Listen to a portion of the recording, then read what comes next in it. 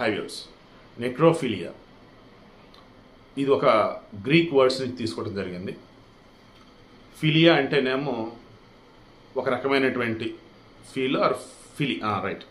ఇది అంటే two words love, attraction like అటువంటి వస్తాయి.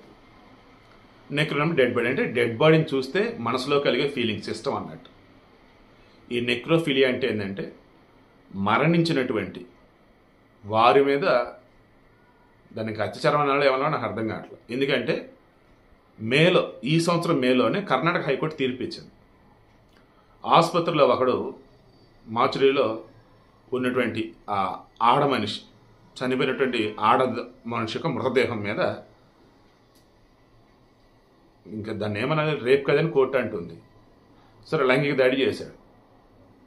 అది గమనించారు, కోర్టు దాకా తీసుకెళ్లారు. కోర్టు సింపుల్ ఒకటే అంది, రాయి ఆ బాడీ ఒకటే, చనిపోయింది కదా, జీవం లేదు కదా, దాన్ని ఎట్లా రేప్ కింద కన్సిడర్ చేస్తాం, రేప్ కింద కన్సిడర్ చేయమని చెప్పేసి అన్నారు.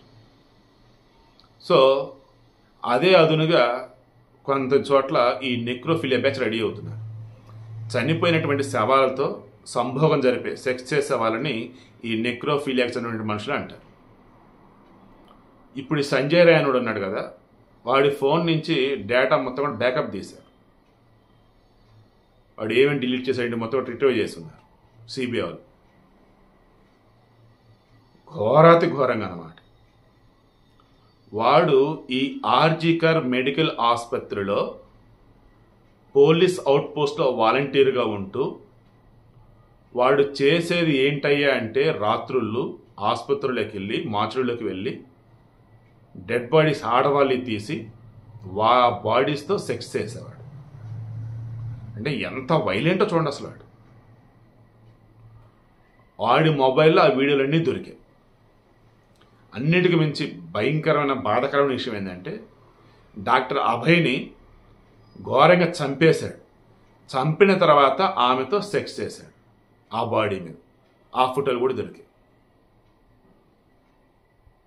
ఇక ఈ కేసులో సందీప్ ఘోష్ గారి రిమైండింగ్ వాళ్ళు అన్నప్పుడు వీడు ఇలా చేయడానికి సహకరించిన వాళ్ళలో వాళ్ళు ఉండుంటారు, అండ్ ఈ అమ్మాయిని అలా చంపమని చెప్పిన వాళ్ళు వాళ్ళు ఉండుంటారు.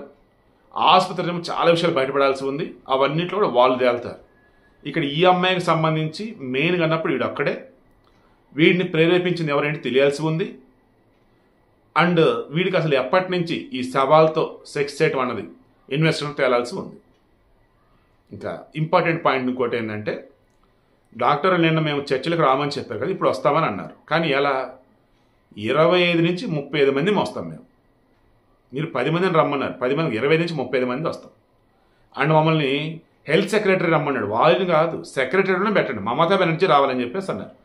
మమతా బెనర్జీతో మేము చర్చలు జరుపుతామన్నారు. ఇంకా మమతా బెనర్జీ చేతుల్లో ఉంది. సిబిఐ వాళ్ళకి ఇంకా 6 రోజులే ఉంది. 17వ తారీఖులో సుప్రీంకోర్టు రిపోర్ట్ సబ్మిట్ చేయాల్సి ఉంది. ఈ సంజయ్ రాయనుడికి సంబంధించి మాత్రం ఈ నెక్రోఫిలియా అన్నది కన్ఫర్మ్ చేసేసారు వాళ్ళు. వాడి మొబైల్లో దారుణంగా అటువంటి వీడియోలు చాలా ఉన్నాయంట.